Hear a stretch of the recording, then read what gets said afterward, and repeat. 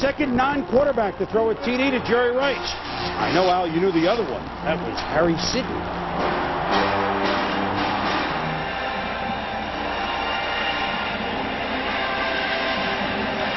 All right, Chris, and back in Philadelphia, the Dallas Cowboys just taking that timeout, 3rd down and 2 at the 12-yard line with 59 seconds remaining. Barry Switzer watching his team erase a 10-0 deficit, now leading 17-10 and looking for more.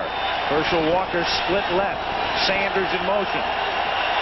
3rd and 2, the fake to Dion on the end around, and Moose Johnston gets taken down. A big defensive play by James Willis and the rookie Brian Dawkins. And Dallas will settle for a 3-point attempt. Again, the Philadelphia defense has risen to the occasion into forcing the Cowboys to kick the field goal. Beautifully, defense stayed home. Willis stayed home on the backside. Fuller with the pressure. And they never allowed Johnston to get turned upfield. Darrell, who's very good running after the catch, was never able to get his shoulder pads turned up the field.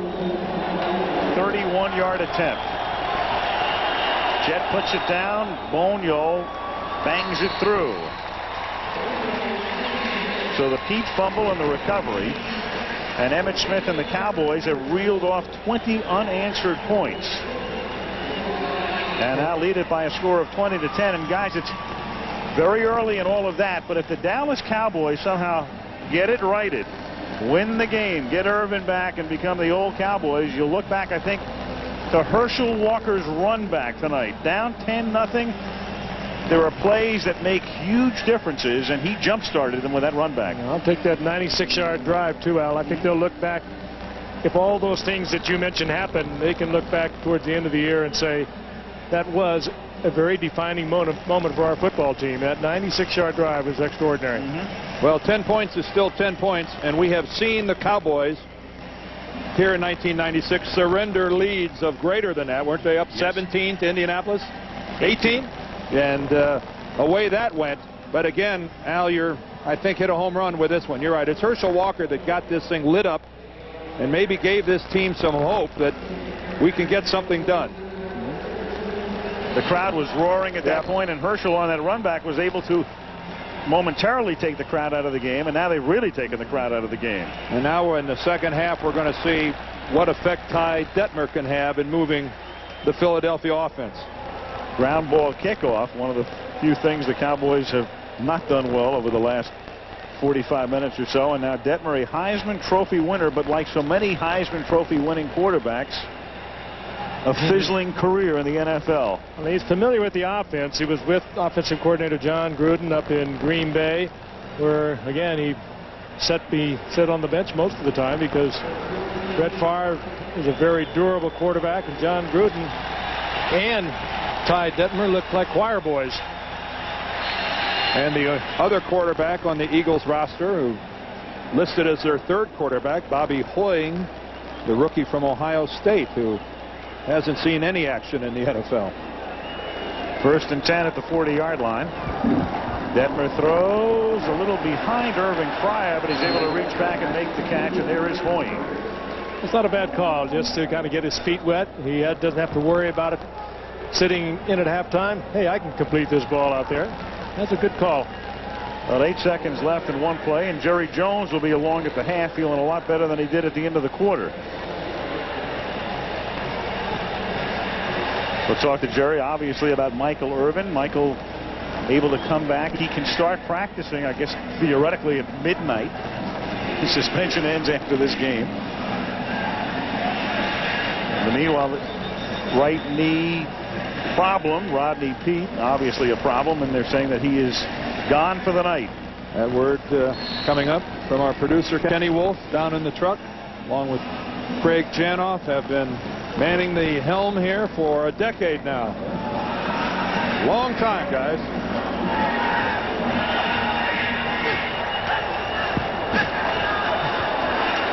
Detmer throws and finds Dunn, the rookie tight end. He's going to try to do it on his own, but time has run out. Oh, what a shame for Philadelphia. But, again, Frank, you touched on it. Ty Detmer, I think, goes into this locker room thinking he can move this team. And Barry says, that's all, folks. Let's go. His team scores 20 unanswered points and leads at the half by a score of 20-10. And back we come after this message from the NFL and a word for ABC stations. First quarter brings it back out to the 32-yard line, and Brian Dawkins makes the tackle. And now the Cowboys with Troy Aikman coming out to the 32 as you look down at Veterans Stadium in Philadelphia, where last year this was the scene of the infamous for Dallas 4th and 1, or as Barry Switzer likes to put it, 4th and a foot. Yeah, don't say 4th and 1 in front of Barry. 4th and a foot, he reminds you. Said if it was 4th and 1, I wouldn't have gone for it. Aikman from the 32 dumps it over the middle to Emmitt Smith. A lot of room and a first down on the 12-yard pickup. And let's get an update from the field and Lynn Swan. Lynn? Thank you, Al. I talked to Ray Rhodes as he came out of the locker room, and he talked to Rodney Peete and the trainer. Said Rodney is in a great deal of pain. He didn't get all the details from the trainer, but said not only will he not be back in the ball game, but it could be a season-ending injury for Rodney Peete. He also said that Ty Detmer is his man. He's got some talent. He's got to give it up this night and played well for the Eagles. Al? Well, a drastic change in what's taken place from midway through the first quarter to right now as Emmitt Smith goes nowhere on first down. Greg Jefferson, backup defensive end, makes the stop. And for Dallas, a chance to answer a lot of questions about the conditioning of this football team. They had a lot of injuries during training camp. Remember, we were down in Monterrey, Mexico, and they had the dream team, as they called it, that was back at the training camp because all of them were so nicked up, and consequently they didn't get a chance to work much during training camp, and they were not in very good condition when they opened against Chicago, but they've had an opportunity, I think, to play themselves back into shape, and now they have an opportunity to show that. And 3 of those guys are on that offensive line. 2nd and 11. Look out! Aikman gets sacked, and it's Red Hall who picks up the ball after Brian Dawkins creates the play, and the Eagles get right back in the game. No flags.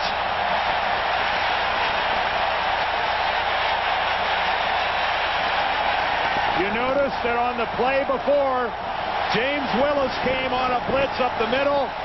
That time Emmitt Thomas comes on a blitz from the outside with his rookie Dawkins and gets the big play.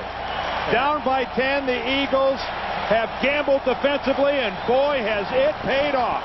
And you said something earlier. This was a piece of cake for other Cowboy teams for the last couple of years. You blitz them and you were in trouble. They'd release it so quickly. They didn't slow the blitz down, and there's no one to throw the football to. And the Eagles are unsettled in terms of setting up for the extra point. Now they get the proper number of people on the field. Gary Anderson for the extra point, and that's good. 32 yards on the interception that was created by the Dawkins hit. Hall takes it in, and Dawkins, the rookie, supplanting the veteran Eric Zomold, who got waived.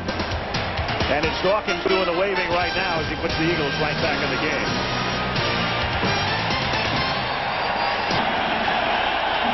Well, the crowd back in it, the Eagles back in it, and the kickoff sends Herschel Walker 5 yards into the end zone for the kneel down.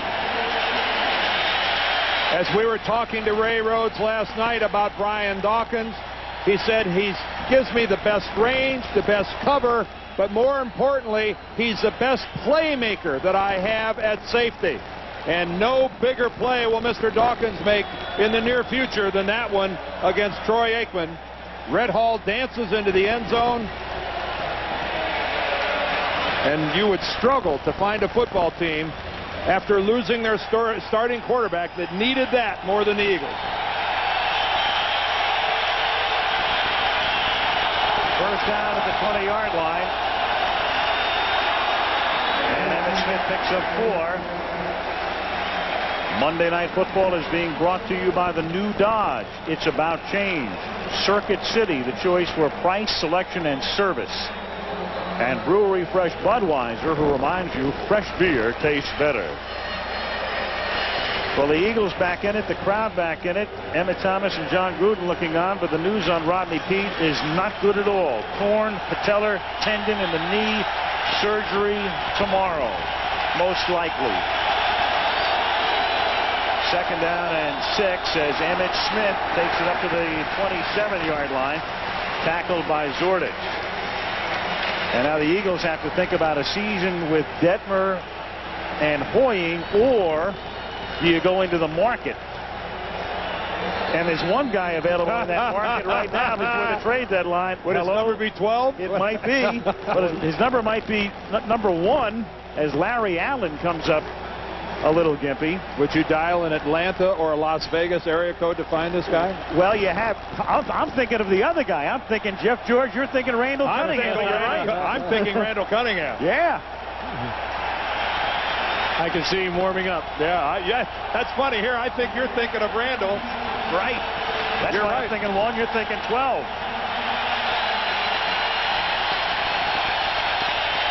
Larry Allen going off. We'll get word in a moment as George Pegerman takes his spot. And it's 3rd down and 3 for the Cowboys at the 27-yard line. Look out. There's Mamula. Mike Mamula knocks Aikman down. Incomplete pass, 4th down. Oh, this is the man they wanted to step up defensively. He's been struggling over the past few weeks. And he makes a key hit, forcing Troy to get rid of that ball long before he wanted to. Well, Frank, as you well know, if you're going to play defensive end in this league at 250 pounds, you better be fast. And Mark Tuanay gets distracted back to the inside and really makes a very poor attempt at trying to put anything of substance on Mamula. Eagles should get this ball back in pretty good field position. John Jett to punt it. And he gets that one up into the jet stream. Good kick. 48 yards, fielded by Mark Say, who returns it to the 32-yard line.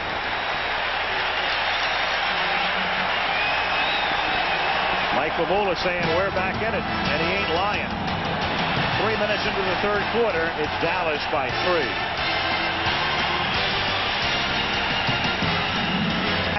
In Philadelphia, where the Eagles are down by 3, and they have a 1st and 10 at the 32-yard line.